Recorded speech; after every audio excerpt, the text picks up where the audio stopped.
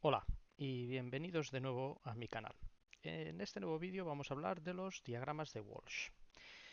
Mediante los diagramas de Walsh podremos saber, estudiando los orbitales moleculares, ya sea de una molécula, por ejemplo, del tipo de agua, o por ejemplo el hidruro de berilio, tal como vemos aquí, que hemos estudiado en vídeos anteriores de este canal, que os dejaré unos enlaces en los comentarios, pues estos diagramas nos permiten entender por qué el agua tiene una configuración angular mientras que el hidruro de berilio tiene una configuración lineal. La teoría de repulsión de pares electrónicos de Valencia o de Lewis-Gillespie ya nos predice estas dos estructuras, pero no está tan claro que la teoría de orbitales moleculares, en principio teniendo en cuenta que es una teoría que habla que todos los electrones están en principio esparcidos por toda la molécula, ¿de acuerdo? Nos predigan que estas dos estructuras para estas dos configuraciones, la del agua o la del hidruro de berilio, son las más estables. Bien, pues pasemos a considerar el diagrama de Walsh. El diagrama de Walsh, tal como podéis ver aquí, es un diagrama de correlación. Lo que hace es correlacionar, como su nombre indica, una estructura, en este caso, por ejemplo, el agua angular, con la estructura del agua, por ejemplo, lineal. ¿De acuerdo? Bien, primero estudiaremos el agua, pero después deduciremos cuál es la estructura más común o más conveniente, mejor dicho, para el hidruro de berilio. Bien, estos son los dos diagramas que vemos aquí, tanto como el agua en su forma angular, que ya estudiamos sus orbitales moleculares, los dedujimos a partir de la teoría de grupos en un vídeo anterior, como por ejemplo el agua lineal. ¿Hay alguna diferencia entre el conjunto de orbitales, por ejemplo, que vemos aquí para el agua lineal o el hidruro de berilio? Pues ninguno.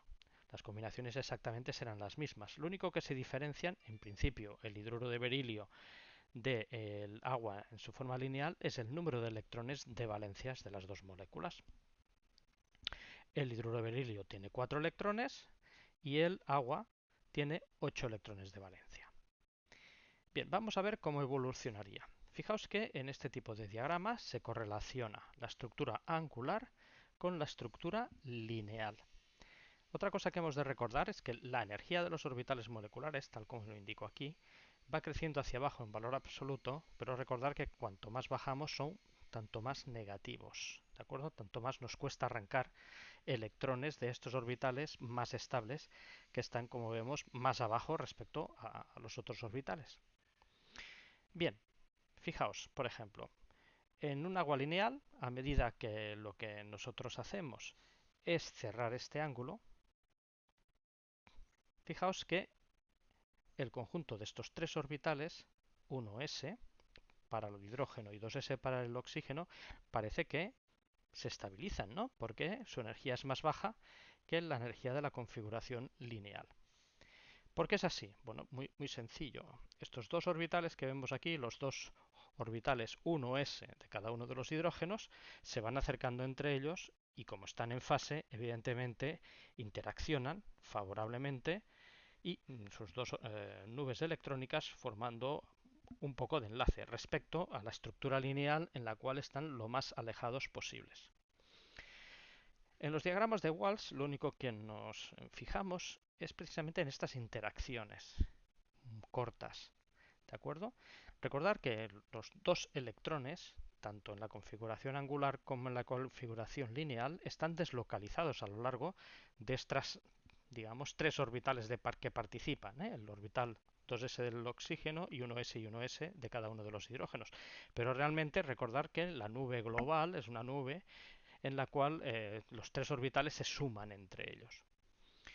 En cambio, por ejemplo, ahora vamos a ver, en el orbital, por ejemplo, en el que participa, como vemos aquí,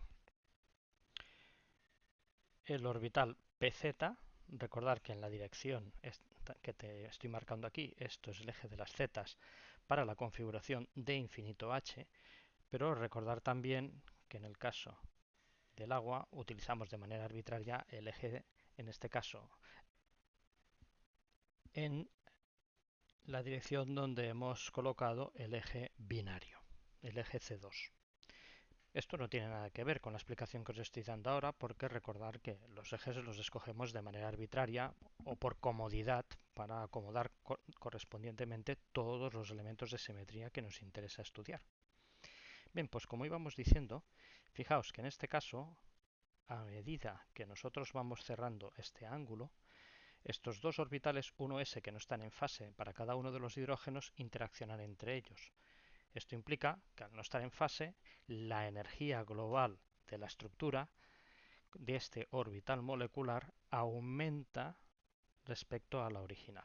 Por lo tanto, fijaos que hasta este momento tenemos un conjunto de orbitales, los s, que disminuyen en energía y estabilizan la estructura de la molécula de agua para una conformación angular, mientras que el orbital 1 sigma u, que en la grupo puntual C2V es el 1B1, pues se desestabiliza. Aquí, hasta aquí parece que la cosa ni una cosa ni otra. Pero sigamos viendo cómo funciona esto. Fijaos, por ejemplo, en este caso, en este orbital.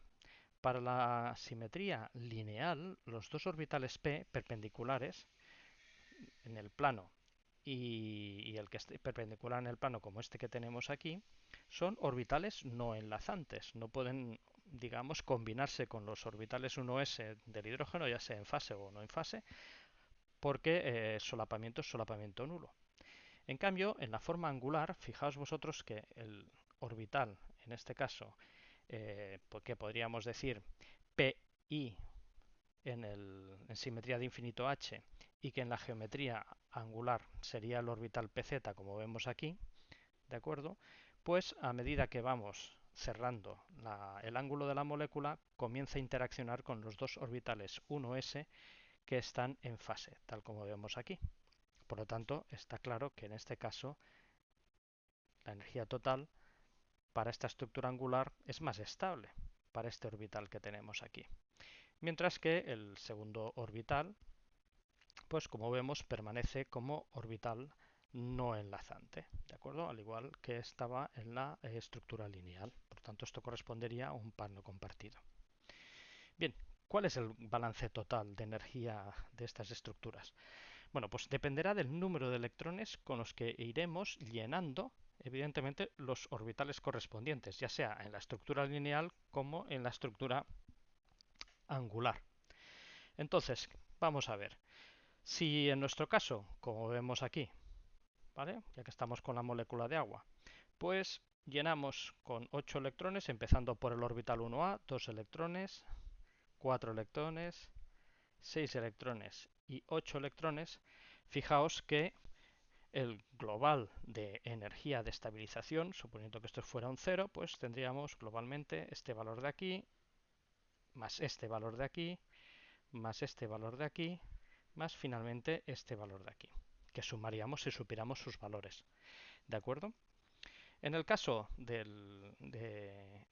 la molécula lineal, si el agua fuera una molécula lineal, fijaos que la suma es muy diferente, ya que los 4 últimos electrones están situados, básicamente, como vemos aquí, en orbitales no enlazantes.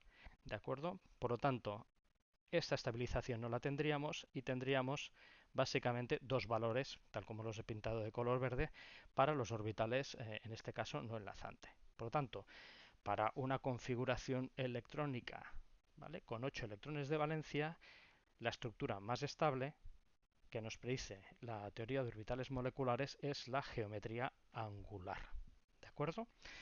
De cualquier manera, pues deberíamos estudiar cómo varía a medida que pasamos. Por ejemplo, en este caso tenemos 109 grados aproximadamente. Recordad vosotros que el agua tiene un valor del ángulo más o menos de este valor a 180 grados. Pues deberíamos estudiar cuál es la variación cuando pasamos de un lado a otro para, digamos, de 180, por ejemplo, hasta 90 grados, para ver cómo varía la energía de estos orbitales que os acabo de pintar en función del ángulo, digamos, que forman los dos hidrógenos y el átomo central.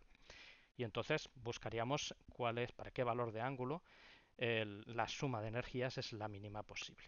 ¿De acuerdo? Pero bueno, en principio, con un diagrama, como vemos, básico, sin poner casi ni escalas, podemos ya predecir cuál será, según la teoría de orbitales moleculares, la estructura más estable. Y como vemos en este caso, pues para el agua, con 8 electrones de valencia, pues tenemos que es angular. Entonces, ¿por qué el hidruro de berilio es estable? Bueno, pues borremos todo lo que acabamos de dibujar aquí, ¿de acuerdo?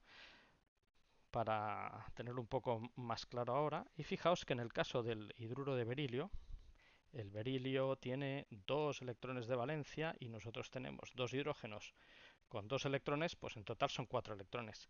Fijaos que en este caso, pues llenamos tanto el 2 sigma G como el 1 sigma U.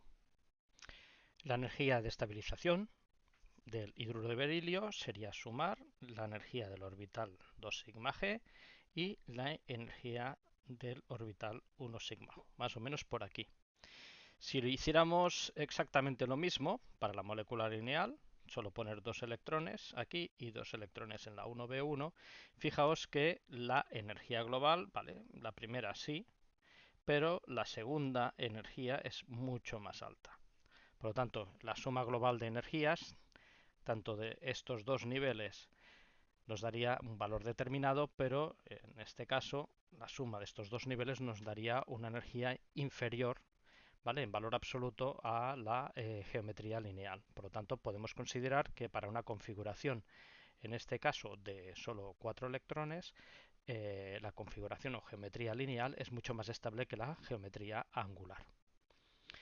Bien, como veis, los diagramas de Walsh no son extremadamente complicados, son relativamente sencillos. Hemos solo de considerar pues el solapamiento de los orbitales a medida que cambia la geometría. Y como veis, de manera cualitativa nos dan o nos confirman las estructuras ya predichas por la repulsión de pares electrónicos de valencia. Bueno, si os ha gustado este vídeo, darle un like. Si tenéis alguna duda o creéis que se puede ampliar este tema de otra manera, me lo dejáis en los comentarios. Nos vemos en el próximo vídeo en el que trataremos mediante los diagramas de Walsh las estructuras tipo amoníaco, ¿de acuerdo? C3V o plano trigonales como el hidruro de boro.